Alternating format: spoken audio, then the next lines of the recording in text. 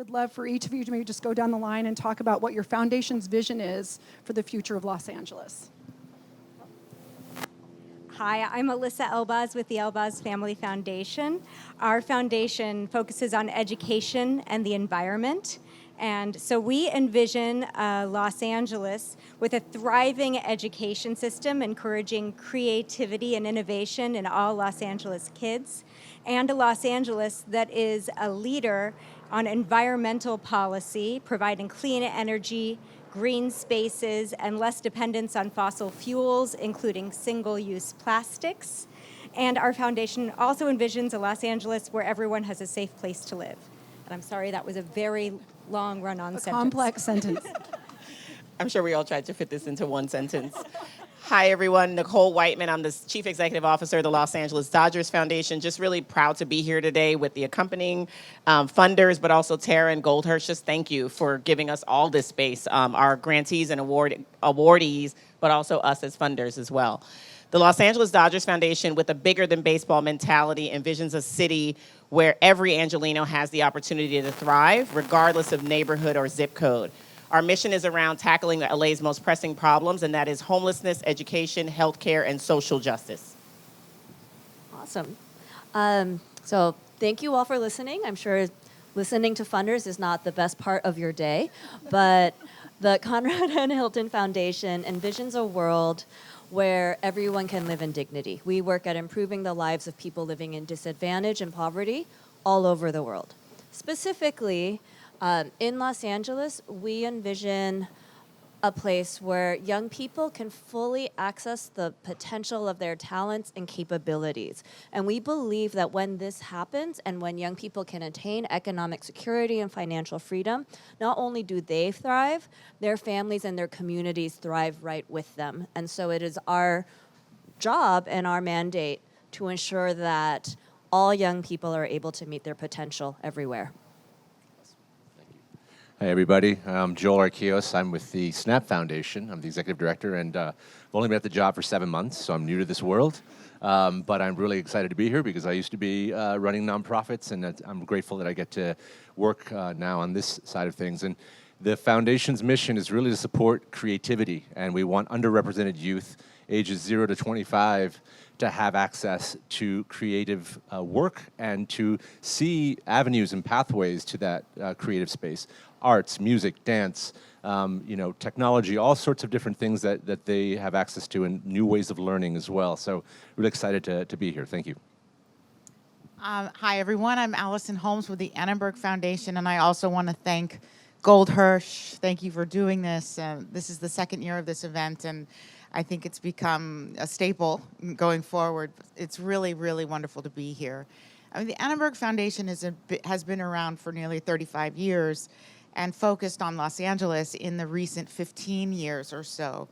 And that focus has really been to make sure that all Angelinos have access to resources and support and opportunities, equal access. So whether it's access to capital, whether it's access to education, whether it's access to the new economy, the new jobs, workforce development, whether it's access to health services, whether it's access to food, we envision a city where everybody all Angelinos have equal access to these things so that then with their success, they can reinvest in their own communities and build generational wealth so that we become a city that all other cities want to emulate.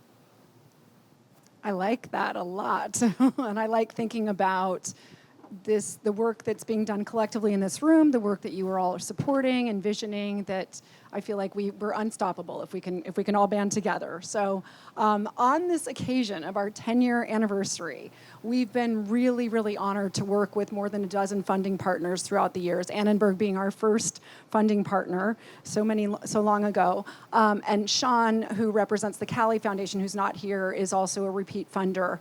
But Elizabeth, I would love to hear from you, since you're our you're going to talk a little bit about, I'd just love to hear about how you and the Hilton Foundation think about collaboration, and especially as related to this initiative. So we love collaboration. There's an inside joke at the foundation. We're the Hilton Foundation. We don't need our names on any other things. We have lots of things named after us already. But that has meant that because of that, we've been able to step back and really figure out how to work with others and let them shine, because that's really what our job is and what our work is how do we highlight the work of other people? How do we uplift the work that communities are doing, that other funders are doing, that people on the ground are doing? And so when this opportunity came up in front of us to support the LA2050 challenge, we had been newly entered into Los Angeles. We had been doing this work in other places for a while, but hadn't really thought about what youth economic opportunity would look like in our home city of Los Angeles. And we knew that it's such a huge place. There's so much great work happening that with our team, we wouldn't be able to get to the length and breadth of the city. And so we were super excited to hear about the LA2050 Challenge and how they work with communities, that they actually get votes from communities and from people, and thought, this is perfect. Like, this is a really strong way for us to partner with an institution in the city and gets closer to communities in ways that we wouldn't be able to do ourselves. And so that's why. Thank you. And Allison, as the catalyst partner for us from Thank you very 9 years much. ago, thank you very much. You set the stage for everyone else here on the stage. I would just love to hear about how you think of collaboration and specifically in funder collaborations and how that can help us achieve different goals from how we might have been able to do it alone. Yes. Well, a little backstory on what I call the catalyst funding. I think about 11 years ago, the Annenberg Foundation found out what the Goldhirsh Foundation was doing with LA2050. And my boss at the time and I looked at each other and said, why didn't we think of that? And we were like mad that wasn't our idea, but we still said, you know, since we didn't think of it, why don't we jump onto it? And how it started was 11 years ago, we decided that we would fund the 10 runners-up. So it looked a little bit different back then. It's grown and gotten better and better each year. But back then, there were 10 that were picked by Goldhirsh. And we knew that the vetting process was so intense and that these nonprofits, those who didn't get the prize, there were probably some amazing ones right behind that deserved some money too. So Annenberg came in and funded runners-up for probably 5 years. And then what happens, and this has happened for us and it has happened for others, is that we end up validating one another. So we say if the Dodger Foundation is in, well, that means a lot to us because we really respect them. And so some of the due diligence and some of the learning and some of the just cred, we say, we use each other for funding. And so over the years, and truly, it's all Goldhirsh. It has nothing to do with Annenberg. But the fact that we were in, and this has happened with matching grants, and it's happened, we've jumped into other, funding opportunities because you recognize a good idea and you want to be a part of it. And so I think, look at what you've done over the past, 10 years, and it's only going to get bigger and bigger. I think what's so unique about this, and why I wish it was my idea, is that you're really asking community, you're asking Angelenos what community support they need and getting that answer in return. It's such a brilliant way to do things. They get to vote. It's not us people with the money up on high figuring out who needs money. It's Angelenos figuring out what support they want. And I love it so much. And we will have a forthcoming announcement of some extra funding to be announced at another time. But we have 10 extra applicants that we are going to fund. And so stay tuned for that announcement. Thank you.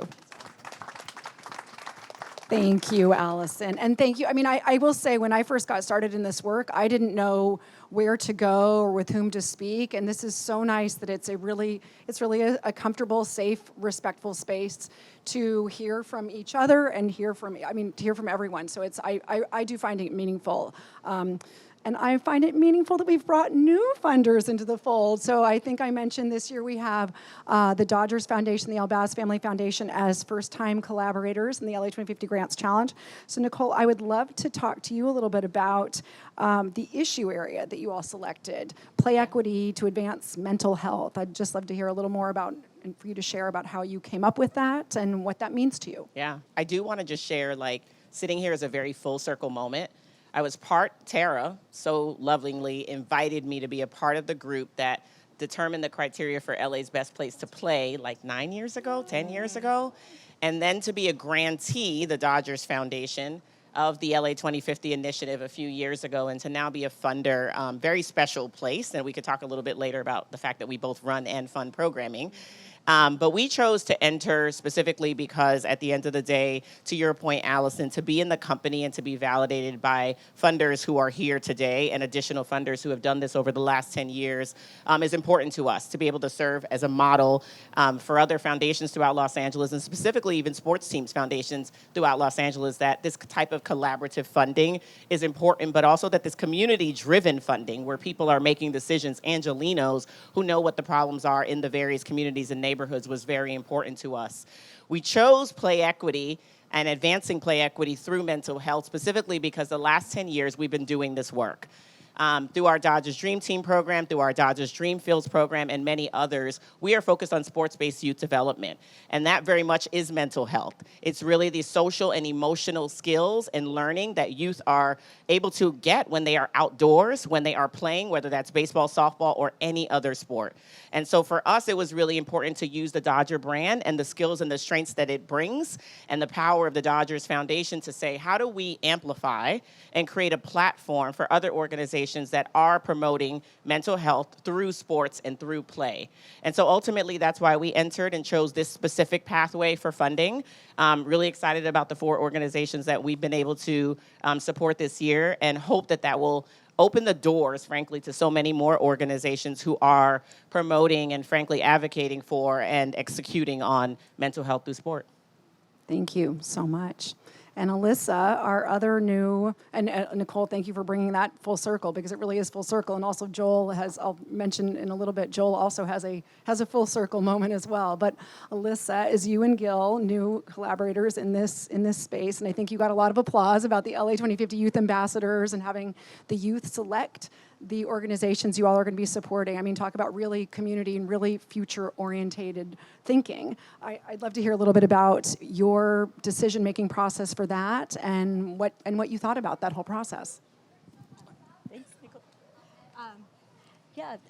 So we were just so impressed and moved that so many young Angelinos wanted to be involved in the process. I think there were 140 youth ambassadors this year.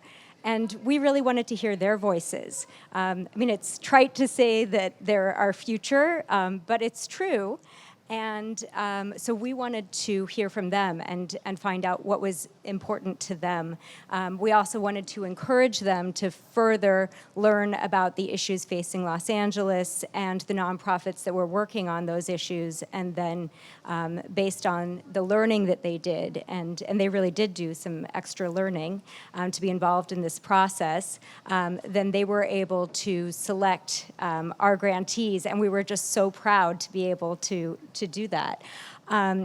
We didn't want to impede the process in any way, so we didn't actually participate in the discussions with the youth ambassadors. We thought that it might be a little different if we were in the Zoom room with them, but they recorded the Zoom meeting, so we were able to spy on it after the fact. So I was so excited to watch the Zoom meeting afterwards, and I was so impressed. We were both so impressed with the thoughtfulness of the youth ambassadors, and they were really able to bring their real-life experiences to bear in their decision-making. And so that was really exciting to see how they were talking about the issues that were facing them. So we were just so proud to, and we were also thrilled. And so so just elated with the grantees that they selected. We would have selected the same grantees. We were so excited that these were the grantees that they chose. I just want to do a little shout out to especially Leanne and the team at LA2050 because this was a lot of extra work for them. So thank you so much for enabling us to do this Youth Ambassador program, and we hope to be able to continue it in the future. So thank you so much, Tara, too, for... Thank you, and yes, absolute shout out to Leanne. She made this whole day possible. She came up with the idea about the Youth Ambassadors, the whole team. But thank you, Leanne, and the whole team. Like the wave. All right, Joel, in the first full circle moment, you and Nichol you were part of the resources group that helped come up with the metrics as well, the original LA2050 metrics, and then you were the executive director of 826 LA, and were the original grant recipient from our first year of the Grants Challenge, and now you're in this seat with SNAP Foundation. So I'd love for you to share anything that you wish you had known when you were an executive director. For the fellow executive directors out here, any best practices or ideas or anything you wish you had known when you were in their seats? How much time do I have for this? I need a little while. 1 minute. I'm super grateful to have been one of the first recipients and part of, and sort of the spotlight that we were able to get at that time as a nonprofit and able to really be known and help us expand. I mean, it was an incredible time, so really grateful for that. And yeah, I guess what I wish I would have known back then, sitting now on this side, is really understanding how large our county is and how much work needs to happen and how much need there is. It's really overwhelming. When I was able to focus on neighborhoods and communities like in Echo Park or at schools where we worked, that was my world, and I also collaborated with partners, but I focused on those youth and my staff, obviously, focusing on these communities, but seeing the greater picture of Los Angeles and knowing, that there's a lot of incredible, a lot of nonprofits which are here today who are doing work, finding sort of those needs in the community and really responding to the needs in the community, as opposed to coming in with some idea that's driven by their desire, but it's really coming from the ground up. That's what's important about this work, and that's what LA2050 signifies, and how they bring the community into voting and to sort of looking at what the areas of needs are. So that, and that was something we understood, as an executive director, but to really see it from the vantage point of reading all these applications and understanding how you are rising to the occasion to help your communities and helping young people. And for me, I've been a teacher, high school teacher, then I ran nonprofits, and now I'm doing this. But it's always been about youth and really about their voices and trying to help shape the world that they want, and I think that that's what you're doing. And I feel like giving them that access, giving them that sort of ability to be themselves, to tell their stories, to get themselves out there, that's incredibly powerful. So, I don't know if I answered your question, Tara, but I definitely appreciate it. That's great. No, thank you. And I think it's also, because I've had to raise money before, and I think it's really important to have had that experience in order to then give money. And I think there's a sensitivity that comes with understanding about allocation of time, being able to say no with grace,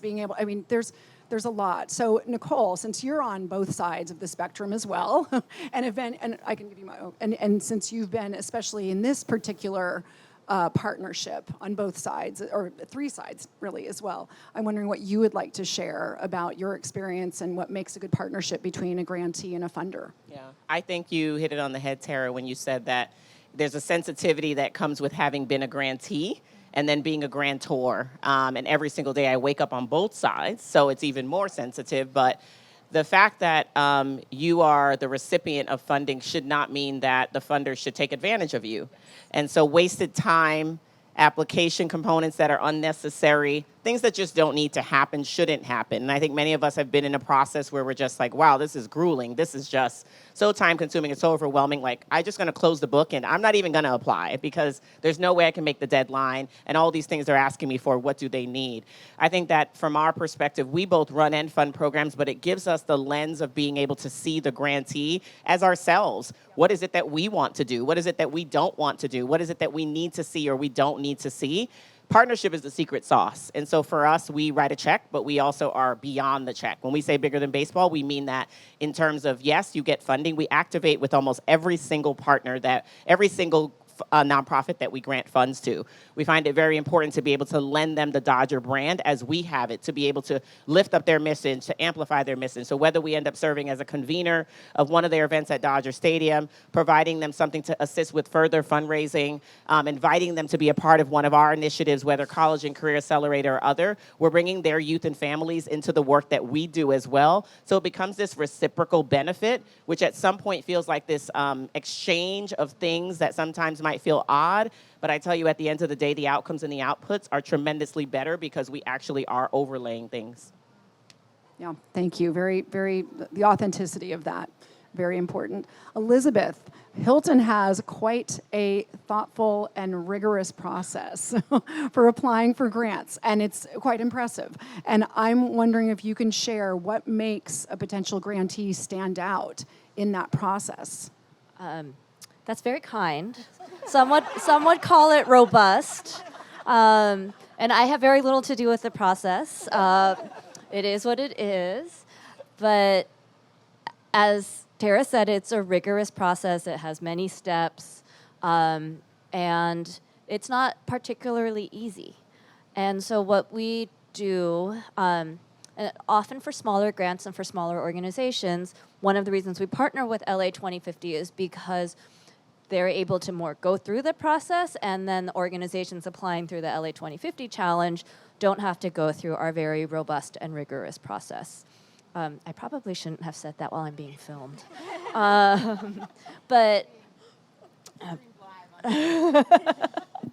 But we understand that, and when people are applying, we work really closely with our grantee partners. I often say that kindness is better than niceness. So we try to be upfront. We try to be direct.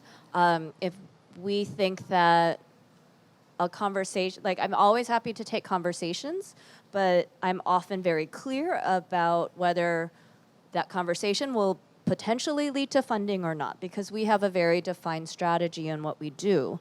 And so why waste everyone's time? Why put you through something if we know that it's just going to be an informational conversation? But once you're invited and you're in the process, we try to give you as much support and help as possible. And so that means calls whenever you need, working sessions, a lot of review. We try to not let your application sit for a month, 2 months, while we get around to it. We try to turn it around fast because we've asked you to turn it around fast. I don't know. I should ask Tara, and Leanne, how does it feel to go through our process? Yes, that would be a Leanne question because Tara got to delegate to Leanne. But we did fill out the Hilton.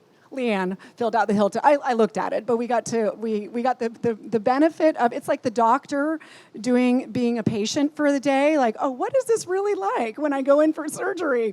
When I perform surgery, have it performed upon me. So it was very rigorous and diligent and thoughtful. And I think that your main point about, once someone's invited in, then they're in the queue, they're in the system. You're not going to waste anyone's time, but you're going to ask the detailed questions from which there will be follow-up and reporting. So I think that's key, again, for everyone, just understanding and respecting everyone's time.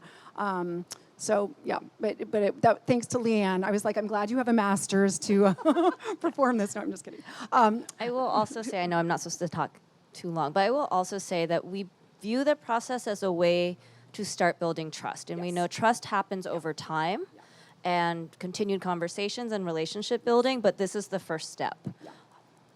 Absolutely. All right, so for Joel and Elyssa, you both represent organizations that were founded on tech and innovation. Snap Foundation and Elbaz Family Foundation. I would love for you to talk a little bit about how social impact organizations can kind of tap into innovation, technology, however you define it. But love to have you share a little bit. I'm going to have to start with Elyssa first. Sure. So we believe that one of the best ways to pursue innovation is to have a culture of diverse voices. And a culture of being open to diverse perspectives. And also, we think that an important part of spurring innovation is creating an internal culture of respect. Like an example of that is a pet peeve is when you come to an organization just brimming with new ideas and new perspectives, and somebody tells you, oh, you can't do that because we've already tried that. In a culture of respect, hopefully you would develop the idea further before you pronounce judgment on whether or not it's a good idea. The other thing that I want to convey to all of the nonprofits out there is that you're a nonprofit, so you have the freedom to be able to fail. We, in our grant making, love to see nonprofits that are trying something new that might fail. It usually takes 2-3 times before you get something right. And I think that a lot of funders are like us and willing to fund something that may not be successful in the beginning, but may lead to a further enhancement that will eventually work. If you're trying something that might fail, come find us. We're interested. Thank you. Yeah, so the founders of Snapchat donated to this foundation, which is a separate entity, and we have our own board, and we are lucky to focus on creativity, which is widely defined. So some of it could be technology, but it doesn't have to be. But I have seen some really innovative, interesting sort of projects out there that are incredibly encouraging to understand how we could use technology in ways that could help folks. And I've been inspired. Some of the grantees that we learned from through this process are using technologies, a lot of virtual reality work. I met with a grantee the other day who is working in prisons and using virtual reality as a way to help prisoners adapt to life in the real world. So they're learning how to go to a restaurant. I mean, even a QR code on a table, learning how to order from a menu that's just changed in the last 3 years. So there's just incredible, through photography, through the visual arts. I mean, obviously there's so many ways to now tell your stories and to be able to, project yourself into the world. And so those kinds of opportunities are exciting. They're not the only things we do. I mean, dance and real, art that's done by hand, writing that's done by hand. I mean, these things are still incredibly important, and we want to make sure that there's room and space for those. I'm really grateful and lucky that I get to do that after running a nonprofit for many years that was focused on writing and hearing all about AI and hearing about how things are going to change so drastically, which I know they will. But I do think that these basic creative human acts are so incredibly important that we have to preserve them and we have to continue to make room for them as our world does change. And find ways to also adapt and find ways to accelerate the work we're doing and learning new ways of doing things. So it's an exciting time, I think, and I'm really just grateful to learn from the ground what's happening, and a lot of nonprofits are really being innovative in these spaces as well.